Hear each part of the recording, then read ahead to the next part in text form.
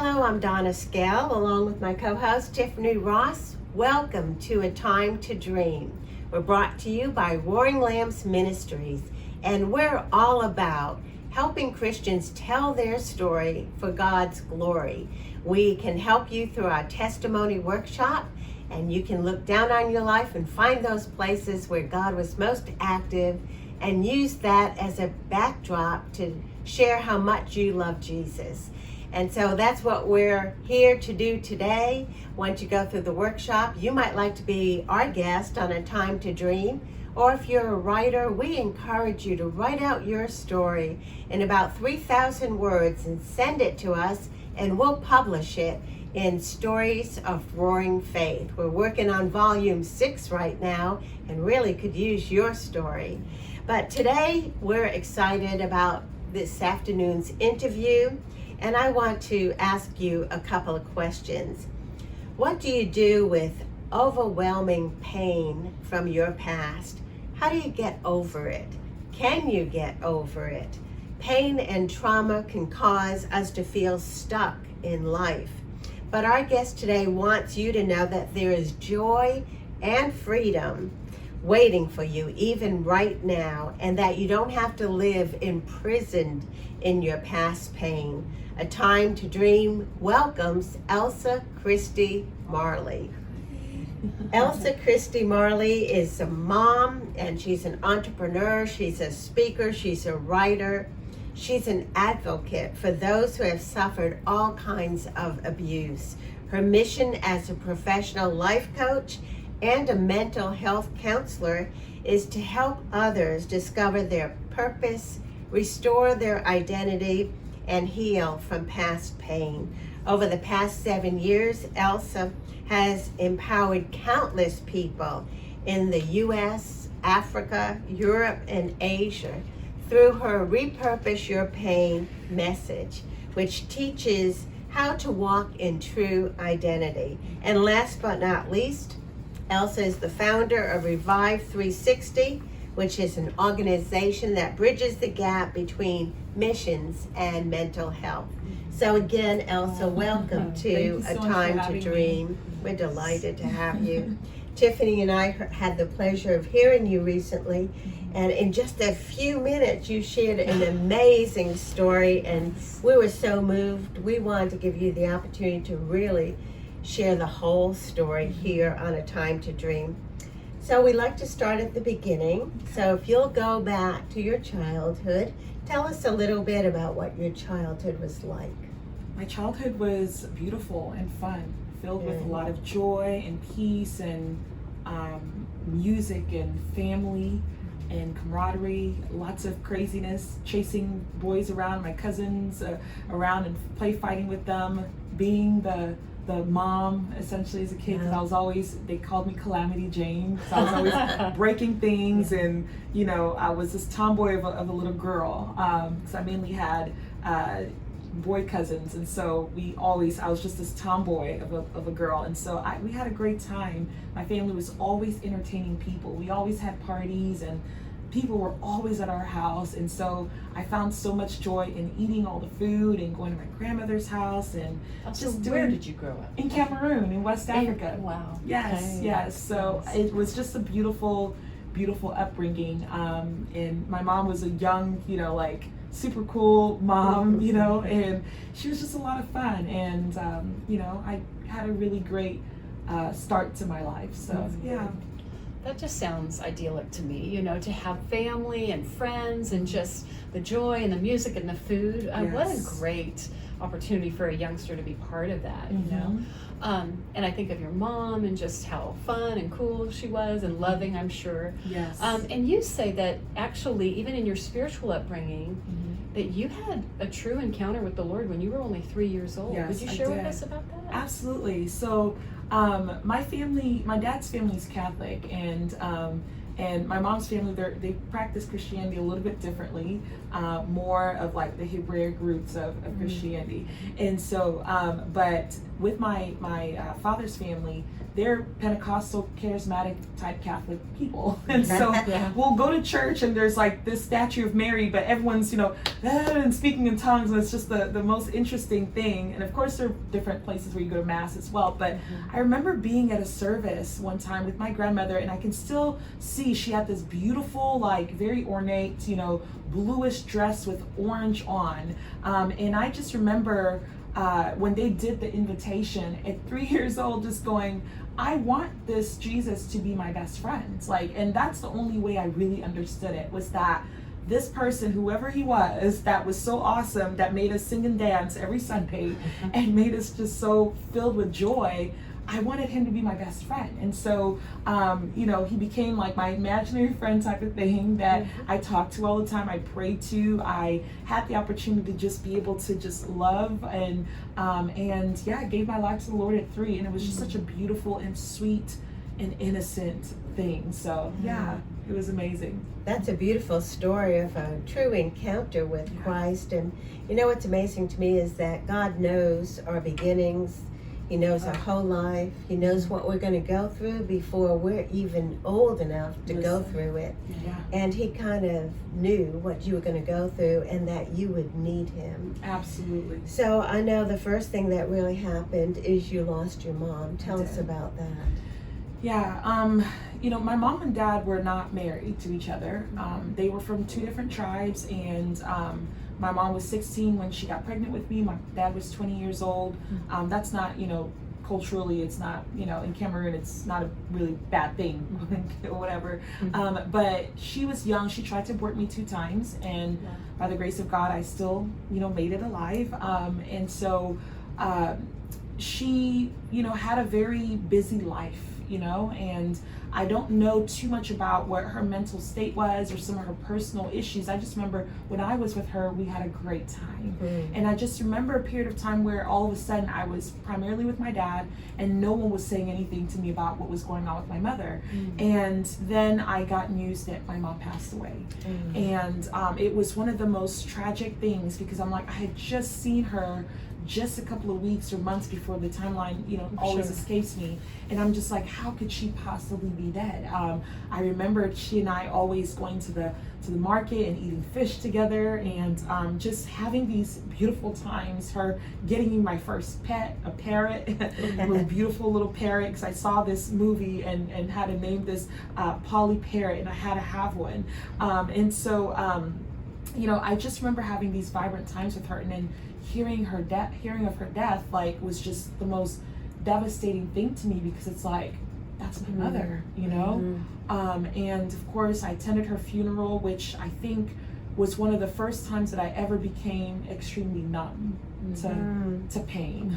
So seeing her dead body and just going, this can't be real, and just numbing myself to pain. Elsa, how old were you when that happened? I was about 9 years old. I want to say 8.5, 9. Yeah. So it's hard for anybody. I mean, there are adults, you could be in your 50s and 60s, lose your mom, and you just feel like an orphan. You've lost your way, in a sense. And moms are such a safety net for so many of us. So here you're 9 years old, and mom's gone, and you're numb. Tell us what happened next. Yeah, I love. Where did you go? Really quickly, I love that you say that moms are such a safety net. Yes, they are. My mom was my safety net. She was my protector for my father. And she was just, while she had her own troubles, she was very, very caring and protective of me. And she nurtured me very well. And she showed me what it's like to have a vibrance of life. And so when my mom passed away, I ended up, with my dad. And of course I'd spent lots of time with my father's family, more time with him than I did with my mother. But I ended up with my father, and my dad was a young journalist at the time, just living his life and traveling, and he had met another woman, and they got married, and they moved to the United States for some time, and then eventually we all moved to Japan, and we traveled a lot, because my stepmom worked for the U.S. Embassy, and my dad worked for the government and did different types of reporting and things like that at the time. And so we had a great life, life that was fit for kings and queens, essentially. You know, most children would dream to have a nanny, dream to have someone cook for them all the time, and to go to private schools, and to have security detail and things like that. And we had a great life that at the time I just didn't realize was such a luxury, essentially, you know. But as time went by, as I went through some of the things I went through, I was like, oh my gosh, like the life I was living was a huge blessing, and I didn't realize that this is not what everyone else's life looks like, you know. I went to school, in boarding school in Australia, and it was amazing, had an awesome experience. And then, you know, unfortunately, one of the things that I often tell people is that while we have these beautiful things, while the world looked at us from the outside and just thought, wow, they're going to this Christian school and doing this and having this beautiful life, you know, inside our home was a lot of abuse, you know. My father, unfortunately, was a pedophile, probably still is, and he had started, you know, molesting me at a very young age. The youngest I can remember, I think, was about 4 years old. And he didn't do it all the time, but he did it, you know. And he was also very physically abusive. He would get drunk and just beat me and my little brother, and he did it a few times to my stepmom as well, and it was just very difficult. And so they ended up, of course, divorcing because of his actions and the things that he did.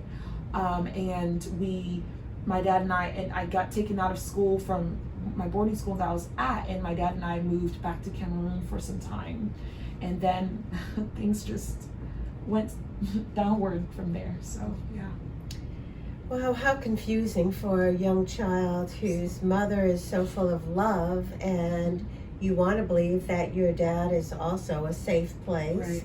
but it turned out he wasn't. And so at one point he was going to send you to America, is that true? Yeah, so we moved to Cameroon, and we're now staying, you know, in, you know, a family home, his home, and we're living with a girlfriend that he has and the girlfriend's brother. And it's a little confusing because one of the things with my dad is that we lived a very transient life. It was always on the move. We're always on the go, like a vagabond, you know? And so I, you know, ended up, while I was with my dad, I ended up getting raped by the man that was in that home. And at the time I just thought, okay, this just happened. I don't understand why. I tried to explain to my dad what happened, and he didn't seem concerned at all. And of course, at the time, I didn't know that was part of him priming me for what was going to happen next.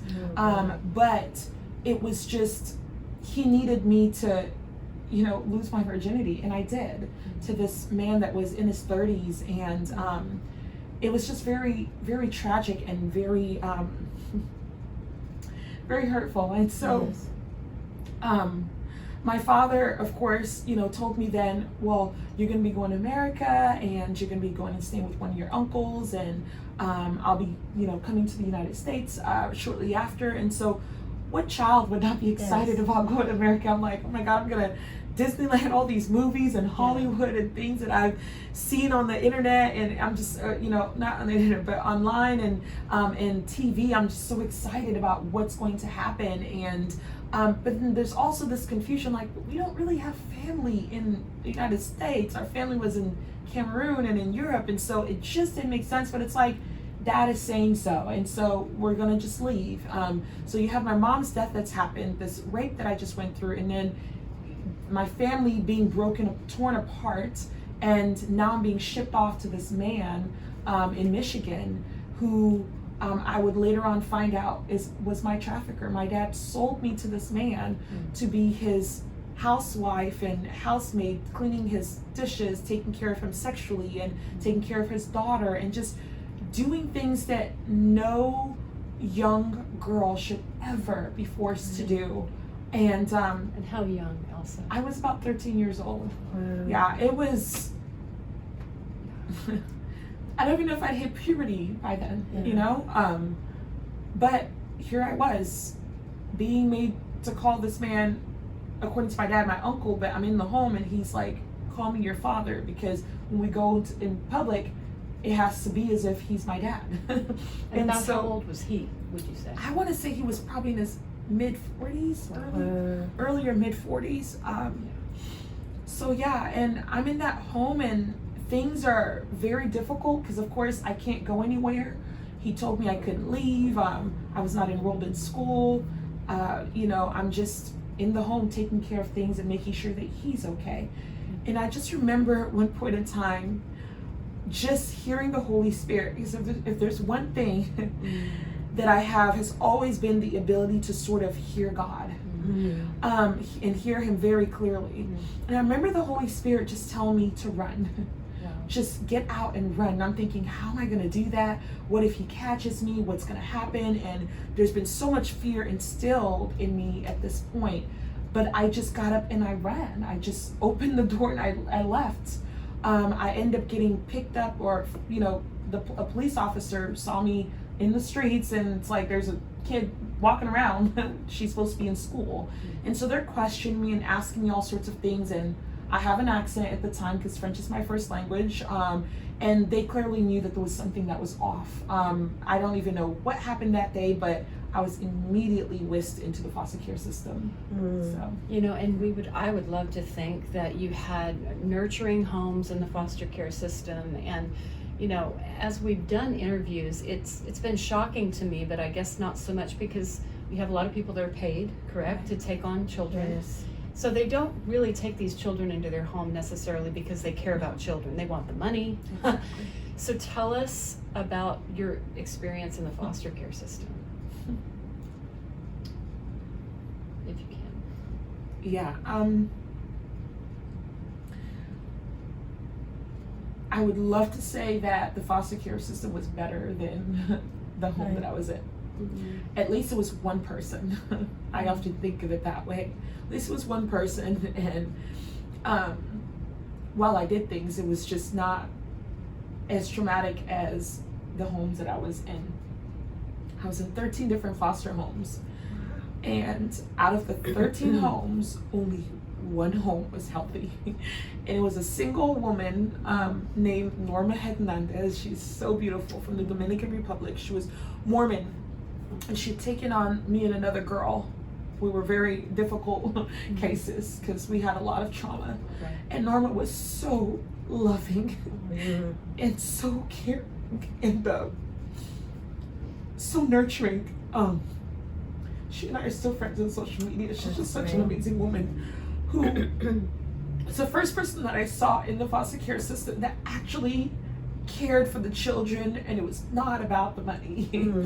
And so the very first home that I went into right after being trafficked, in that home, the foster parent was just all about money. She had about 6 kids, and her son was not supposed to be in the home because he was over 18, and you're supposed to report if you have a child who's over 18 that's staying there. They have to go through a proper background check, all these different things.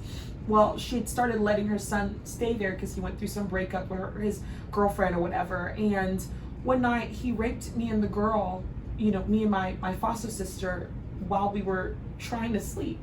And so we had to go through, I'm just leaving this entire home that is just demonic and just terrible and sexually abusive, just to enter into another one that's equally as bad. And we went through a court system, and of course they immediately removed me from that home, and I entered into a few other homes. I had a home where foster dad would make me and the girls do sexual favors on him in order to get our allowance money, and just his wife knew that there was something wrong with him. His wife knew that he was doing something to us. It was almost as if like she kind of just allowed them to, the girls, it was me and 3 other girls, for us to be in that home for his needs to be met, because they didn't ever really interact with each other sexually. They didn't sleep in the same bed or anything, and she knew what he was doing. Another home, this couple were swingers, and thank goodness I didn't get to experience as much as some of the little kids did, which was very hard to know and to watch because I could not protect them. But the kids would have to watch and be a part of that. So we got removed from that home again, and a home where the mom would literally lock the food from us. And then I remember a time when the social worker came and she unlocked all the cupboards and the pool was all spruced up, and she, dressed us up, and she's, coaching us on what to say when the social worker comes, and we're all just like, yes, we're having a great time, and we just got out of the pool, and we're so grateful for Miss whatever her name was, and just so excited, and we're acting like we've been eating all this food and having all this great time. And I'm going, this is so sick. Like, in my mind, I know, like, what is happening here? This is so crazy. And every single home but one, was very abusive. So can I pause and just Yes. ask you, what can be done, honestly, what can be done to remedy this issue with the foster care system? It's enraging. More believers who truly have a heart for children Yes. choosing to die to themselves and taking care of the orphans and the widows and the poor and the needy. Yes. That's what they can do. Because a lot of these children in foster care system, while my father was not dead, I might as well would have been considered an orphan. Right. And I needed a home that was actually safe and nurturing enough to help heal me from the trauma that I had already been through. But none of these homes were doing that. And I'm not saying that all Christian homes are healthy, but if it's people who truly desire to care for children and they don't have any financial issues that now lead them to go make fostering their primary source of provision, then they can actually care for the children in a way that is healthy and loving. We need more foster care advocacy. We need to encourage, everybody wants to have a child. I get it. Be fruitful and multiply. That's amazing. But part of being fruitful and multiplying is taking children in and multiplying goodness onto their lives. Nice. It's not just about bearing more children when there are kids out there who are dying and desperately needing help, but are trapped in these homes that are so abusive and so pervasive, and that end up destroying them more than it builds them up. Yes. And so people need to start going out and doing the work that they need to do to foster and adopt children. Good word.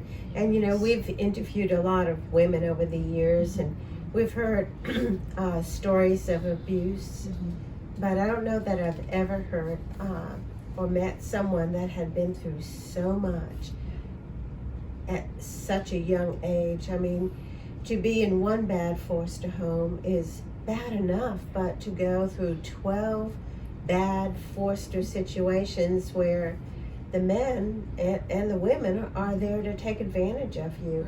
I never realized before that it was such a financial situation, that some people get foster children to support themselves. Exactly. And oh my gosh, I hope and pray that you are opening the eyes of Yes. so many people today, because I just can't imagine. I mean, by this time you're probably 15, Yes. 16? I was about 15, yes. 15 years old, and you had the only love that you had really experienced was your mom, and she was gone.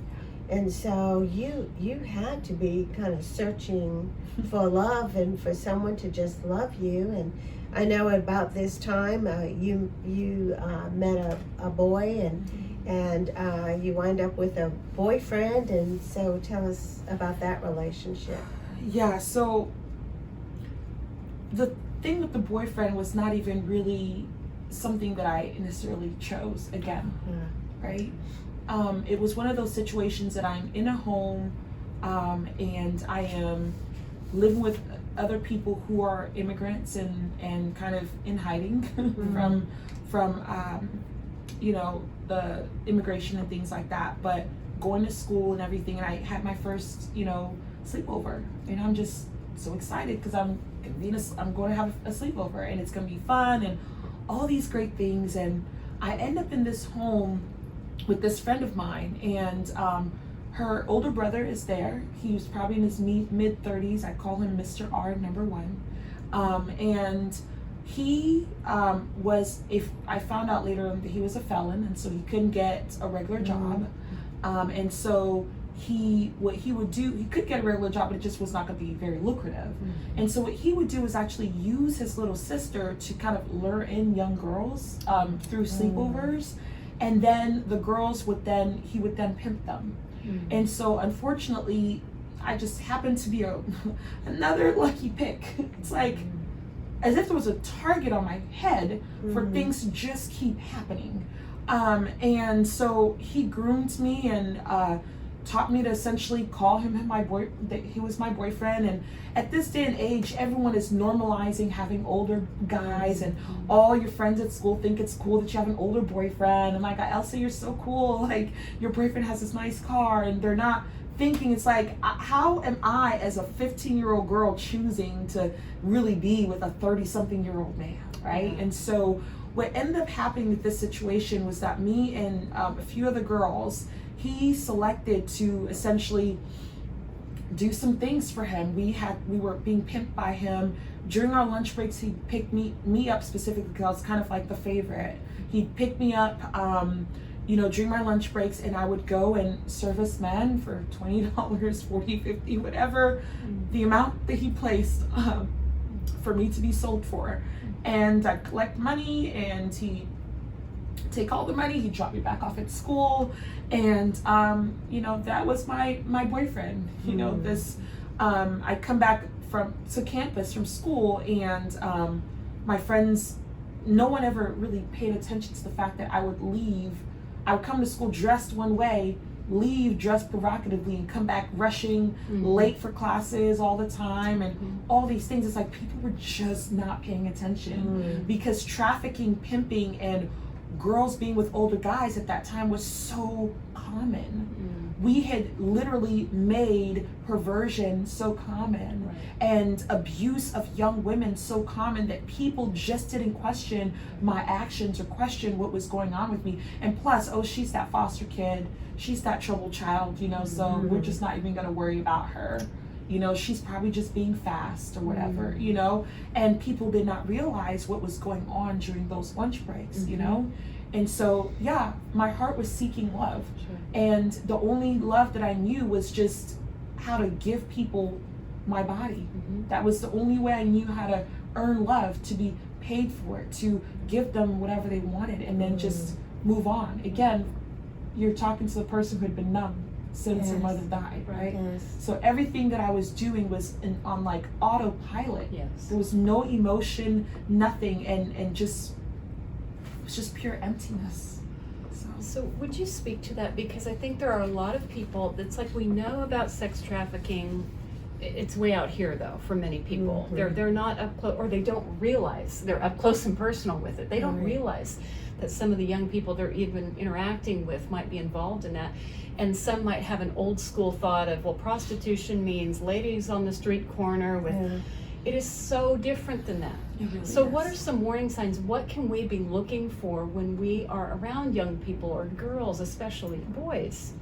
What are some of those signs? Of course, we know that primarily women, African American and minority women, are trafficked. That's the largest population of people who are trafficked here in the United States. Globally, it's primarily people from Asia, different parts of Asia, Southeast Asia specifically. But some signs are foster children. Those are the number one groups of people. Foster kids, homeless kids, people who are coming out of homeless shelters, people who are on drugs and on the streets. They're going to be vulnerable populations like that, are going to be the first people that traffickers are going to look for. And trafficking and pimping is essentially the same thing, right? You're being forced against your will to use your body for sexual favors, or for domestic work, or for whatever other purposes someone is using your body for. They're getting paid, they're earning, you're not necessarily making money off of it. You're providing them a living through your body, or using your body to get somebody, somebody's needs met. And so it's very important for us to look at children who are isolated, kids who have troubled past and come from broken families and broken homes. Of course, a lot of minority children. It's very important for us to invest in the Black and brown community, BIPOC communities, people who are not, always necessarily looked after because they don't come from these nuclear families and have people who can watch out for them. Predators and pimps literally seek out these types of children because who is there to shepherd them? No one's looking out for them. No one's waiting for them to come back home. They're troubled kids. So if we start to open our eyes and look around us, we will see the young girl who looks like she's probably 15 or 16 with an older guy who's in his 60s or something. I remember going to Victoria's Secret one time and literally I'm like, these girls cannot possibly be wanting to get all these $300 worth of clothing, and the girl's dressed scantily clad and he's touching her and I'm just being triggered because I know what this is. I know what this is, and she's about to go service him. And some people go, oh well, she's doing that because she wants to. No, most women, either they grew up and they were abused as children, or they end up having to do this to survive, and someone is using their body to keep the cycle going, and this is all they know. So we have to open our eyes. And it's the church too. I keep hearing in my mind, my heart, that it's the church. We need to be those eyes and ears and love and homes and comfort and safety. The church is supposed to be a gatekeeper. Yes. If we start keeping the gates, then it's harder for the world to actually do some of the things that it does. But unfortunately, because we as a church are so out of order, our gates are wide open to the enemy, it spills on to the rest of the world. We live in a spiritual world that tends to be natural, right? But at the end of the day, we have to start guarding the things of the spirit more and being more intentional to protect people and to protect women and children from abuse so that it does not spill over onto the world. So speaking of children, you have an 11-year-old son who you say is like a giant now. He is. He's 5 foot tall almost. I'm like, what in the world? But he's the product. You were married. You met a man, and it looked like a good thing that was happening in your life. But tell us about that time in your life. Yeah. So I turned 18, and I was supposed to be going to off to college to run track professionally as a collegiate athlete, and but there was this void in my heart. There was this void. I had a lot of course, what people call daddy issues and all these different traumatic experiences. And so part of me wanted this void to be filled. A dream that I had ever since I was a little girl was to just have a huge family. I wanted 10 kids. I was like, as many kids as I can have, just give them to me. And my dream was to be married forever and to just have children and to nurture them and give them the life that I didn't get a chance to have. And so when I met my child's father, he was just a very simple guy, and he was folding laundry on a Friday night while his friends are partying. And I thought, this is an amazing guy. We talked for like several days, and he knew my story so intimately, and we just, what people would say, fell in love. But what I find out later is like, when you fall in love, sometimes you can literally fall out of it. That's why you grow in love and not fall in love, right? And so he and I, immediately had this bond that was very inseparable, a bond that I would later realize was a trauma bond. And what we know about trauma bonds is that when a person or people have gone through cycles of abuse, they sometimes end up in relationships where they go and end up being abused even more. And it was not, I will say this, my son's father was never physically abusive to me, verbally abusive. He never did any of that, but he had a sex addiction. And the very first time that I met him, he knew about my trauma past and sexual history. But I met a man who had an addiction. And so part of him was getting his needs met through me again. So we trauma bonded in that I'm essentially repeating the entire cycle that I had lived out in my childhood in this relationship, with us swinging and, him wanting, to watch porn and do all these different things, and me just not wanting to do these things, and being so angry with him, but never telling him how angry I was, because I just wanted to make sure I was pleasing my husband. And I'm here drinking a lot just to get through being married to him, and just disliking him so much because I felt like this was the person that was supposed to protect me, and he didn't. And so we had a very volatile and toxic marriage, and it was so destructive. And having our son made things so much better. However, it was still very destructive, and the damage had already been done early on in our relationship, that trying to build something healthy was just not going to work. And plus, he was a non-believer. You know, he was an atheist, and I thought, he's going to get to know the Lord. You know, it's going to be okay. Never missionary date, people. Don't do it, you know? And so we ended up, you know, having irreconcilable differences. Like, we just could not stay together. We had, there was just way too much trauma in history there that we had to get divorced. But in that divorce was where I found myself, where I found my freedom, and my healing truly began. So, yeah. So you had cried out and came to know the Lord when you were 3. Yeah. He never left you. So I imagine that all through those times you called out to the Lord to save you. Absolutely. And how did you feel about not seeing his hand at work in your life? Well, at this time I had tried to commit suicide 7 times throughout my lifetime. And what was very perplexing to me was that I was constantly asking God, why me? Yes. Why me, or why again? Because it felt like I was going through so many painful situations, and I thought at some point in time my body is just not going to be able to take this. And so why not just take myself out, right? And just stop the pain, stop the bleeding. And I cried out to God so many times for relief, and it just felt like he was not hearing me. But what I would always forget was that people have choices. Often we say that, you know, that hurt people, but at the end of the day, it's a friend of mine says it like this, that hurt people have choices. And hurt people had hurt me a lot, but they had choices that they could have made that could have been different, that would not have hurt me.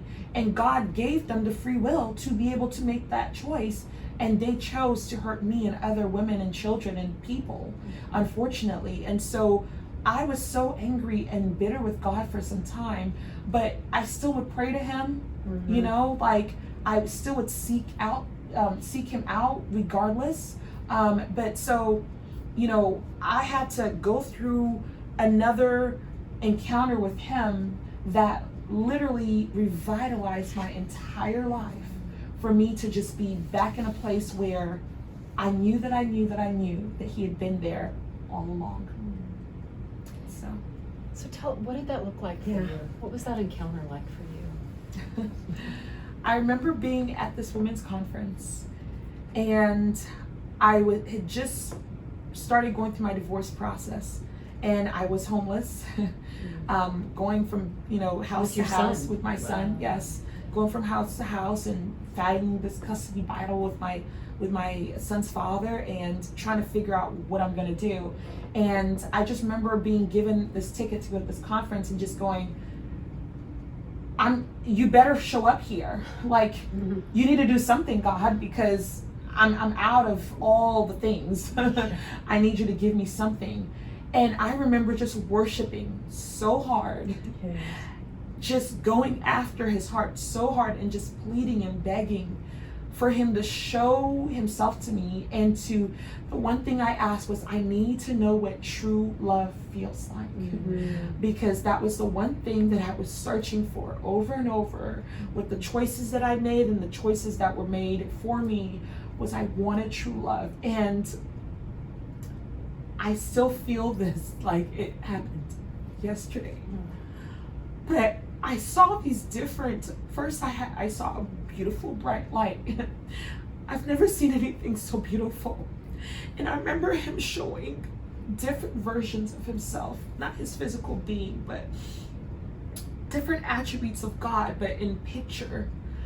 And I remember feeling this impartation of love that is so beautiful. And when I received that, like, there was no way I could ever walk away from him again. Right. Because it was then that he showed me different times that he had been trying to protect me, and the times that he helped me escape from myself when I would drive home drunk, literally sending angels to drive for me. I know it sounds crazy, but God protected me in so many beautiful ways. And when he encountered me that day, the love that I felt has not left, and it put a fire in me that I had. He moved from being my best friend to being my father, my Abba, the thing that I had needed my whole life, the protection that I desperately was craving.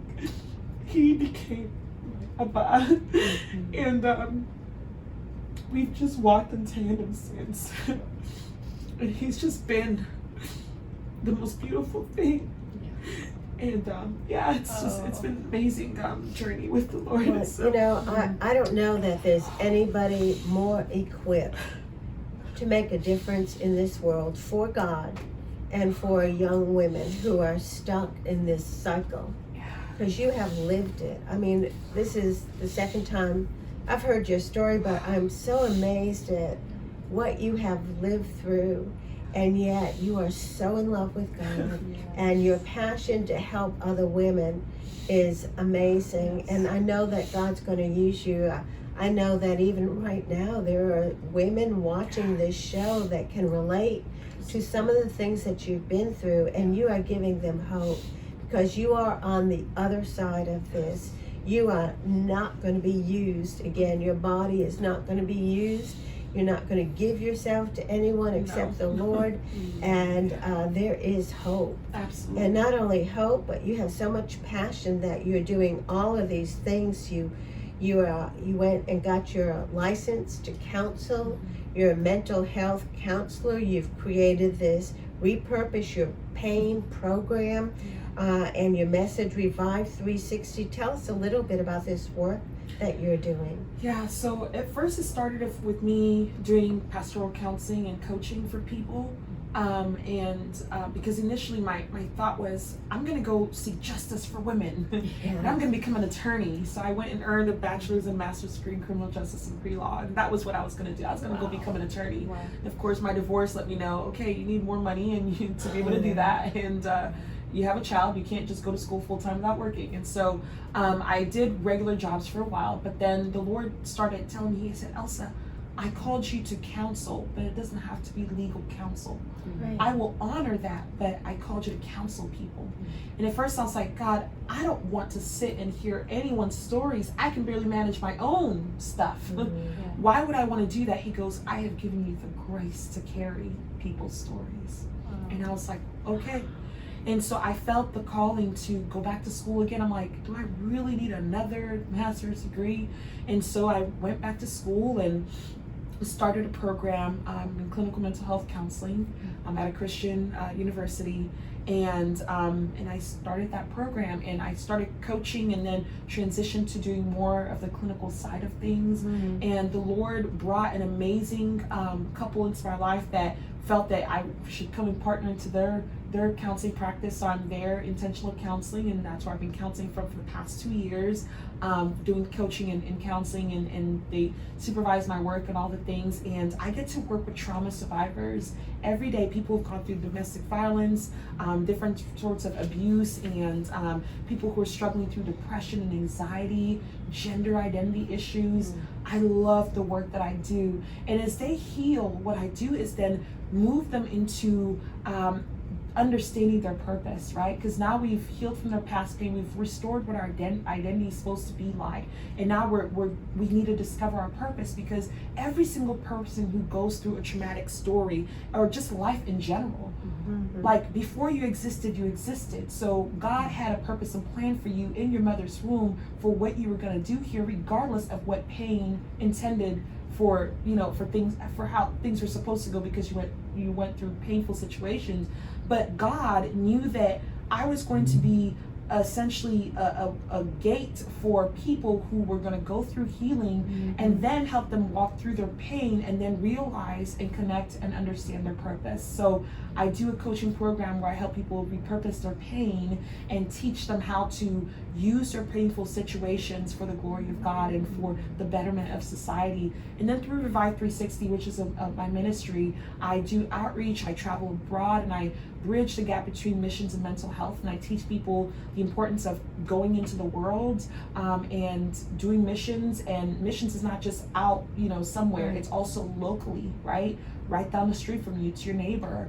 And I teach people through that also just different mental health first aid that they need to do for traumas, for victims of trauma and abuse. So it's I love it. I teach lots of courses and different classes and things, and I help people in different events and in my private practice to just be healed and to repurpose their pain. So yeah, that's great.